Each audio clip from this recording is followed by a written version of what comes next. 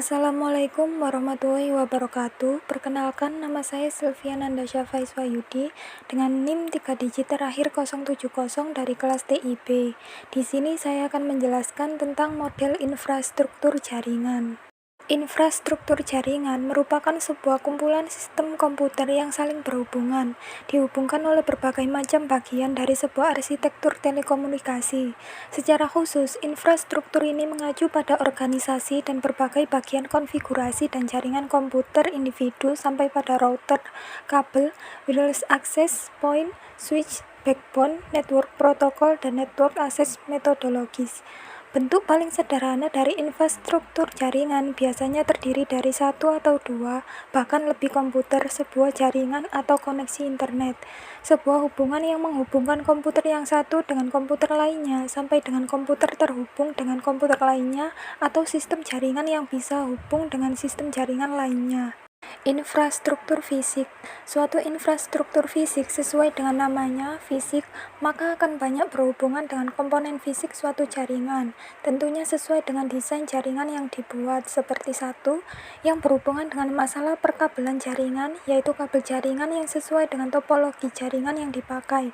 Misal, jika dalam jaringan Anda memakai backbone Gigabit Ethernet, maka sudah seharusnya Anda memakai kabel Cat5e yang bisa mendukung speed gigabit.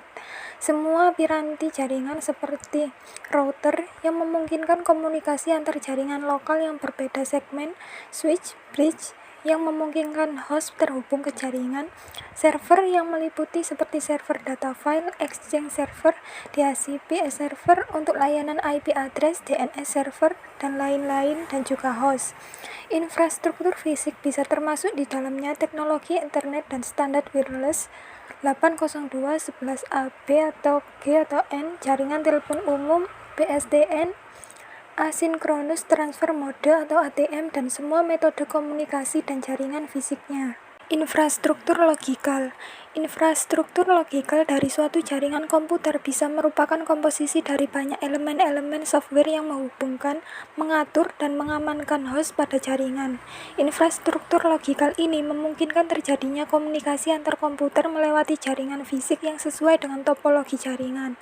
Sebagai contoh dari infrastruktur logikal ini adalah komponen-komponen seperti satu, Domain Name System atau DNS yang merupakan sistem untuk memberikan resolusi name dari permintaan resolusi name dari klien. 2. Directory Service yang merupakan layanan directory untuk mengautentikasi dan otorisasi user untuk masuk dan menggunakan resource jaringan.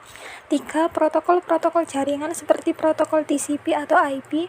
Protokol jaringan yang sangat populer dan paling banyak dipakai sebagai protokol jaringan dari berbagai platform jaringan baik berplatform Windows, Linux, Unix, dan lainnya.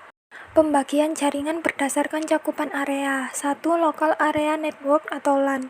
LAN merupakan suatu jaringan komputer yang cakupan wilayah meliputi lingkup yang kecil saja, seperti dalam lingkungan gedung sekolah, kampus, ataupun kantor. Dalam jaringan LAN terdapat beberapa komputer yang saling terhubung. Biasanya terdapat satu komputer sebagai server dan yang lain sebagai klien. Melalui jaringan ini, pengguna dapat berbagi file maupun perangkat keras seperti printer. Dengan menggunakan LAN, terdapat beberapa komputer dalam satu wilayah tersebut dan mereka saling terhubung satu sama lain. Salah satu dari komputer tersebut berperan sebagai server atau bank data, sedangkan yang lainnya bertindak sebagai klien. Contoh dari penggunaan LAN ini bisa kita jumpai pada sebuah sekolah, perusahaan, maupun universitas. Biasanya komputer-komputer yang ada pada gedung tersebut saling terhubung, dan komputer-komputer tersebut dihubungkan melalui sebuah kabel. Hal itu digunakan untuk dapat menambah kecepatan dan keamanan sebuah data saat ingin dibagikan. 2. Metropolitan Area Network atau MAN. Cakupan wilayah MAN lebih besar daripada LAN, biasanya menggunakan teknologi yang sama dengan LAN. MAN dapat mencakup kantor-kantor dari suatu perusahaan yang letaknya dekat, biasanya mencakup dalam satu kota, tidak hanya satu lingkup lokasi saja. Pada jenis jaringan komputer satu ini dapat digunakan pada luar area mencakup 10 km sampai dengan 50 km. Cakupan dari area yang digunakan oleh jaringan MAN ini terbilang cukup luas. dan MAN merupakan jaringan yang sering digunakan untuk dapat menghubungkan beberapa jaringan LAN yang akan membentuk sebuah jaringan yang lebih luas lagi. Maka dari itu, jaringan ini sangat cocok untuk digunakan pada jaringan di sebuah pemerintahan pusat dalam suatu kota. Yang ketiga, Wide Area Network atau WAN. Wide Area Network merupakan suatu sistem jaringan komputer yang sangat luas, meliputi wilayah suatu negara atau suatu benua. WAN menggunakan perangkat jaringan khusus yang biasa disebut dengan router. Media transmisi yang digunakan biasanya berupa kabel bawah laut atau satelit. WAN atau singkatan dari Wide Area Network. Jenis jaringan ini memiliki cakupan wilayah atau jarak yang sangat luas karena dapat menjangkau hingga seluruh negara maupun dunia. Nah, pada jaringan WAN ini biasanya telah terdiri dari jenis jaringan seperti LAN dan MAN.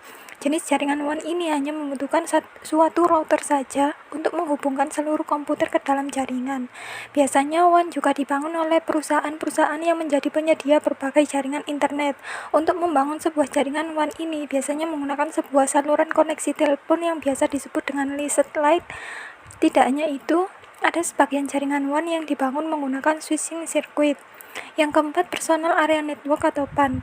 PAN merupakan suatu jenis sistem jaringan yang berjarak sangat dekat, biasanya digunakan dalam skala pribadi dan sangat sering kita gunakan sehari-hari.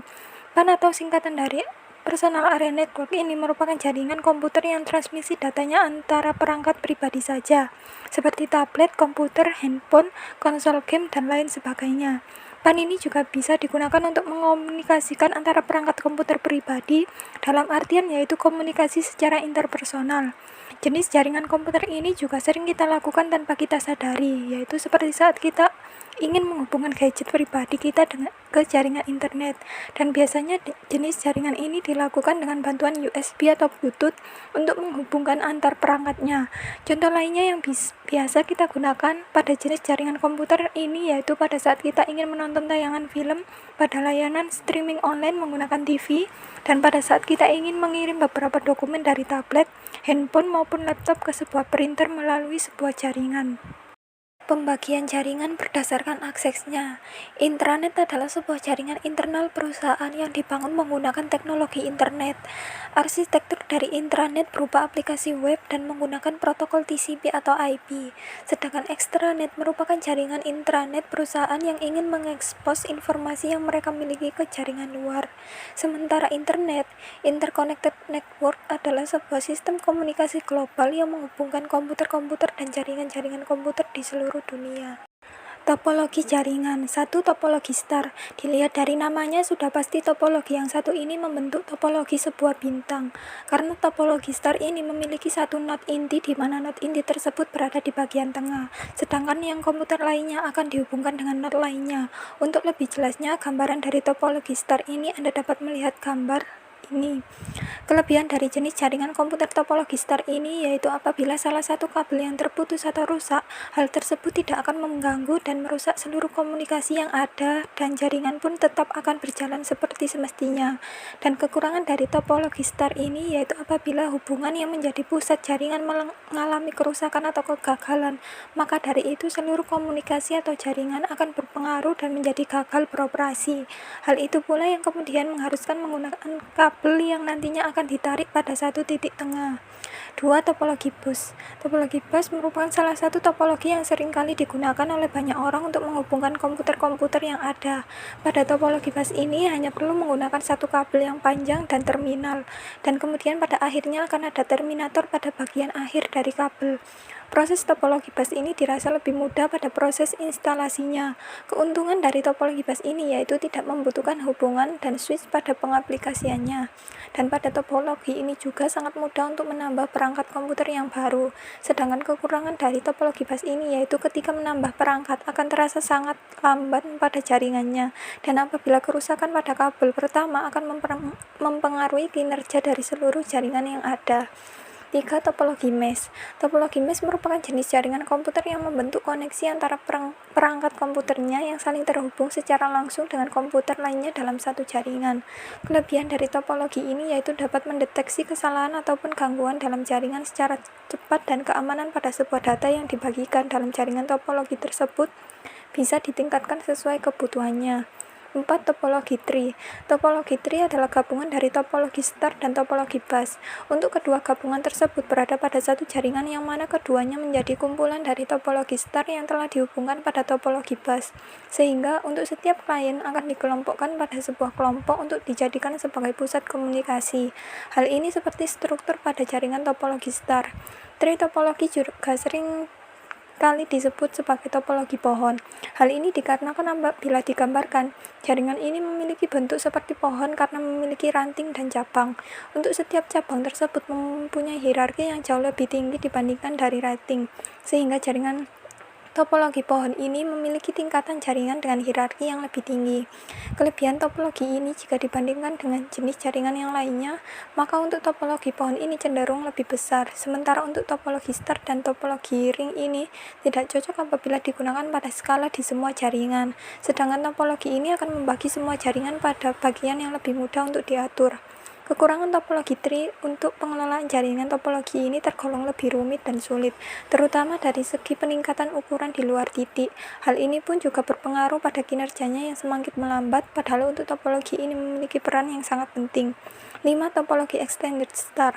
Topologi jaringan extended star adalah sebuah topologi jaringan yang sama dengan topologi jaringan star. Akan tetapi pada topologi jaringan extended star memiliki lebih banyak repeater dalam satu node pusat sehingga jangkauannya lebih panjang dibandingkan dengan topologi star biasa.